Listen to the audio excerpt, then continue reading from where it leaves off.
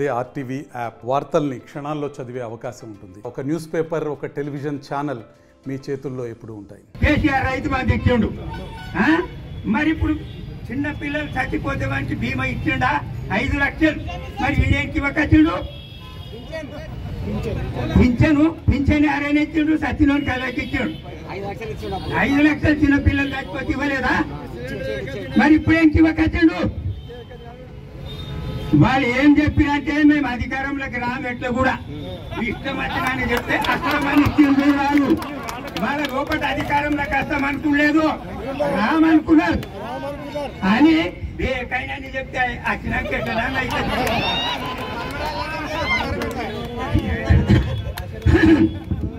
రేవంత్ రెడ్డి చిల్లర మనిషి, పెద్ద వదందారు మనిషి కాదు చెప్తున్నా నేను. కేసీఆర్ ప్రాణం పోయినా సరే అని తెలంగాణను మలిపిండు. ఇప్పుడు నేను పెద్దగా అంటున్నారు.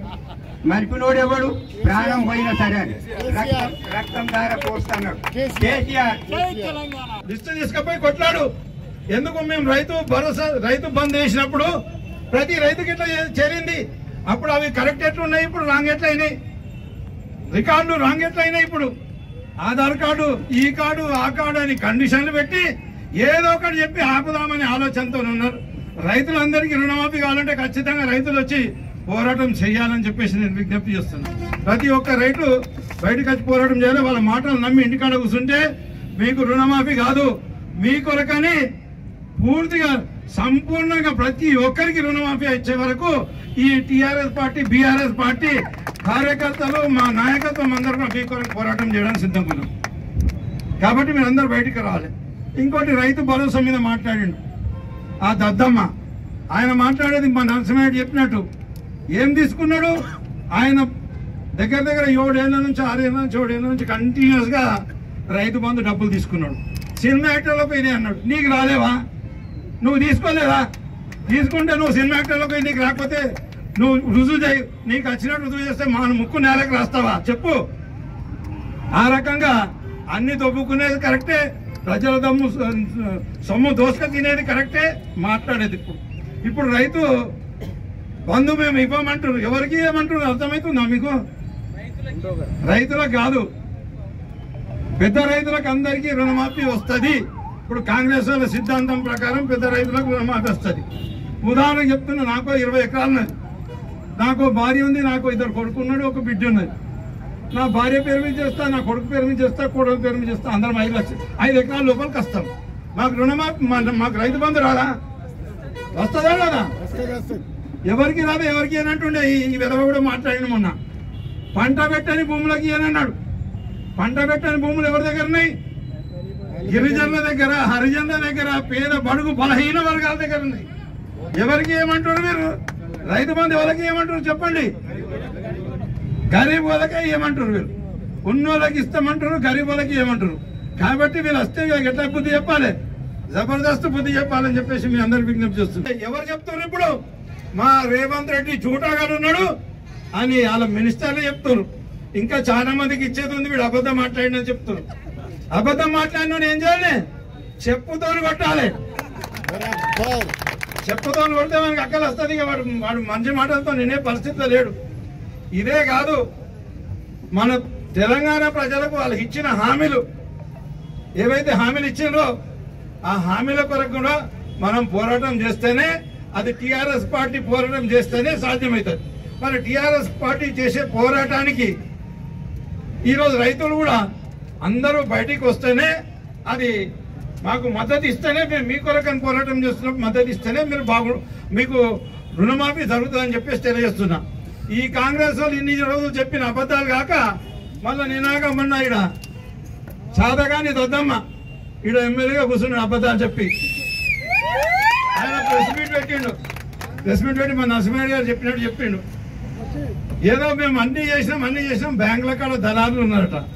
ఎవడే దళారులు? ఏ బ్యాంక్ లో దళారు? టీఆర్ఎస్ నడుచుపెట్టు, లేకపోతే నీ దొంగలే, నువ్వు ఒక దొంగవు, నీ దొంగలే బ్యాంకుల కాడ దళారులు ఉండి రైతులను దోసుకొని తినిపోతుంది వాళ్ళు. లేకపోతే బ్యాంకుల కాడ నువ్వే పోయి చూసుకోపో, తెప్పించుకో, రిపోర్ట్ తెప్పించుకో.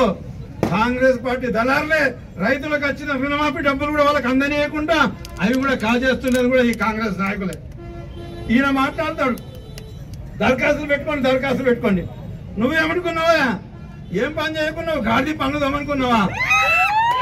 నారాయణఖేడ్ ప్రజలకు, చెరుకు రైతులకు రుణమాఫీ కాలేదు, రైతులకు రుణమాఫీ కాలేదని చెప్పేసి అక్కడ పోయి మాట్లాడేది. ఇంకా రేవంత్ రెడ్డి దొంగ, ఆ దొంగకు నువ్వు ఒక దొంగ పత్తాసు పలుకుతావు.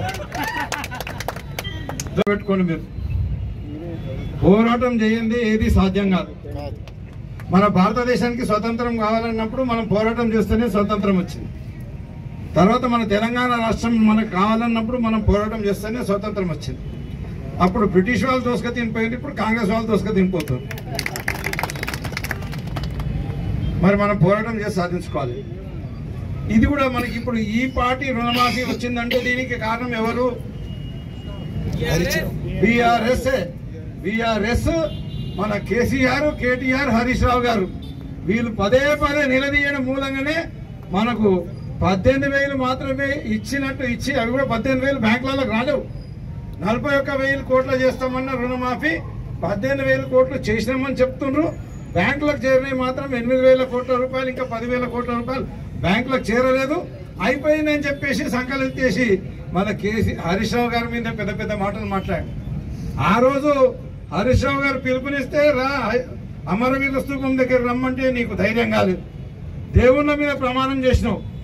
ఈరోజు రుణమాఫీ అయిపోయింది, హరీష్ రావు నువ్వు రాజీనామా చేయని అడుగుతున్నావు. నీకు సిగ్గు చరం ఉందా? ఓటుకు నోటు దొంగ కొట్టి కదా రేవంత్ రెడ్డికి అడుగుతున్నాను. ఆయనకు రుణమాఫీ రాజీనామా చేయమని అడుగుతావా? నువ్వు పాపం చేసినావు, ప్రజలకు అబద్ధాలు చెప్పి అధికారంలోకి వచ్చి ప్రజలను కష్టపెడుతున్నావు. నువ్వు అమరవీరుల స్తూపం దగ్గర ముక్కు నేలకు రాసి హరీష్ రావు గారికి, రైతులకు, తెలంగాణ ప్రజలందరికీ క్షమాపణ చెప్పి రాజీనామా చేయాలి. నువ్వు మాట తప్పినావు. నువ్వు ఒక్క విషయంలో మాట తప్పలేదు, అన్ని విషయాల్లో మాట తప్పినావు. ఈ రైతు రుణమాఫీ విషయంలో చెప్తాను నేను. ముందుగా చెప్పింది మీరు 41,000 కోట్లు అని, తర్వాత చెప్పింది 31,000 కోట్లు అని, ముందుగా చెప్పింది 9వ తారీఖు అని, చివరికి మీరు అసెంబ్లీ మన బడ్జెట్ లో అలాట్మెంట్ చేసింది 26,000 కోట్ల రూపాయలు. తిరిగి ఇప్పటి వరకు రైతులకు చేరింది 8,000 కోట్ల రూపాయలు. మరి చెప్తున్నది 18,000 కోట్ల రూపాయలని. ప్రతి ఒక్క రైతుకు రుణమాఫీ చేసినా అని చెప్పేసి మాట్లాడుతున్నాం. సిగ్గు. మనం అగర్సే బీఆర్ఎస్ పార్టీ మధ్యన అధికారంలోకి రాకపోతే ఇప్పటికి ఒక ఊర్లో కూడా తాగునీరు రాకుండే, తాగునీరు లేకుండే, సాగునీరు లేకుండే. ఈ దద్దమ్మ ఎమ్మెల్యే గెలిచిండు, అదేం వాపస్ అయింది? బస్వేశ్వర లిఫ్ట్ ఇరిగేషన్ ప్రాజెక్ట్ వాపస్ వాయి. నారాయణఖేడ్ రైతులందరికీ పండించే కొరకని భూములు కూడా సేకరణ చేసి పనులు ప్రారంభిస్తే నడుస్తున్నాయా పనులు? ఇప్పుడు గోరంచోలు నడవాలని గోరంచకాడ పనులు బంద్ అయిపోయినాయి.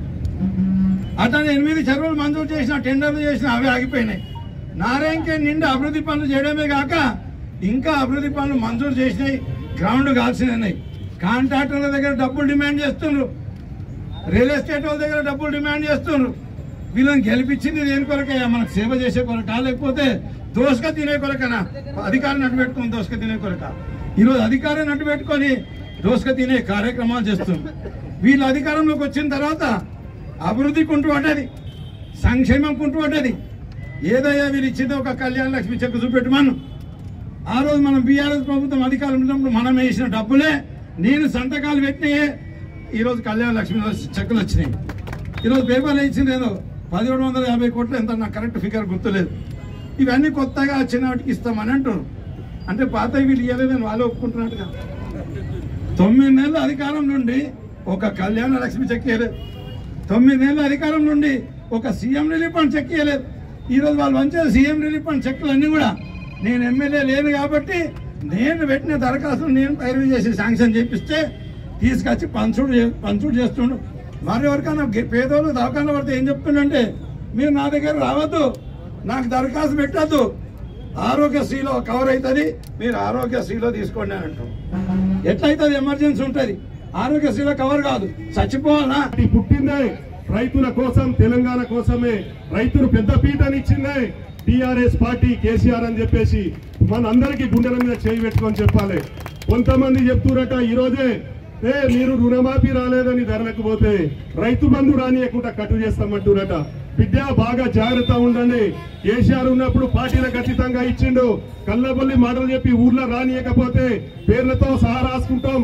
వచ్చే ప్రభుత్వం కేసీఆర్ది, వచ్చే గెలిచే ఎమ్మెల్యే భూపాల్ రెడ్డి పేర్లతో సహా రాసుకుంటాం. బిడ్డ రైతులను బాగుపడనియండి.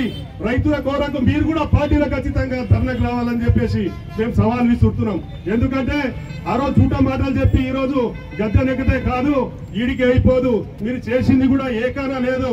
ఇప్పటికీ ప్రతిసారి రైతు బంధు కేసీఆర్ విత్తనాలకు ముందే రైతు బంధు వేసేది, ఇప్పటి వరకు రాలేదు. కాలయాపన ఎన్ని రోజులు చేసినా కాలం దగ్గర పడ్డది. ప్రజలు గమనిస్తున్నారు. తెలంగాణ ప్రజలే మామూలు వ్యక్తులు గారు.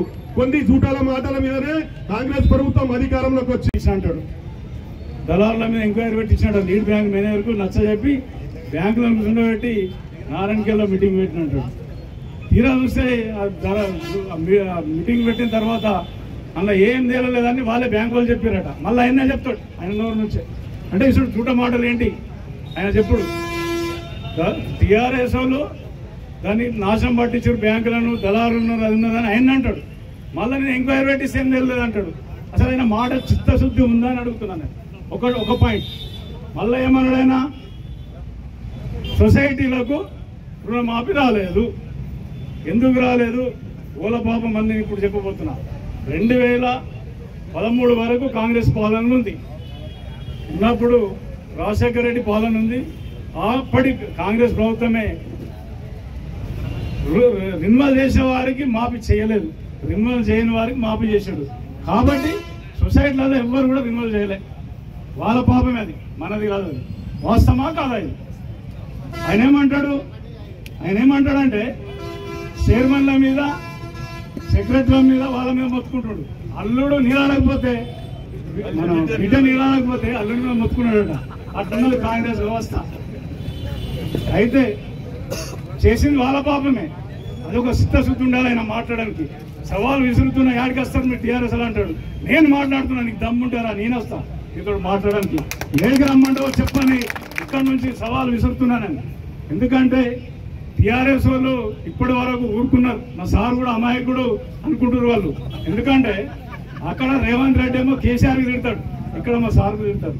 అంటే మేము గాజులు పెట్టుకొని కూర్చున్నాం. మా బిడ్డ హైదరాబాద్ సుచిత్ర సర్కిల్ కి ఒక విశేషం. మీ లలిత జ్యువెలరీ సుచిత్ర సర్కిల్ కి వచ్చేసింది. ఆగస్ట్ 18న బ్రహ్మాండమైన ప్రారంభోత్సవం. Lalitha jewellery, A block, green park avenue, Suchitra road. మీ లలిత జ్యువెలరీలో ధరలు చెక్ చేయండి. డబ్బులు చాలా చాలా ఆదా చేస్తారు. డబ్బులు ఎవరికి ఊరికే రావు.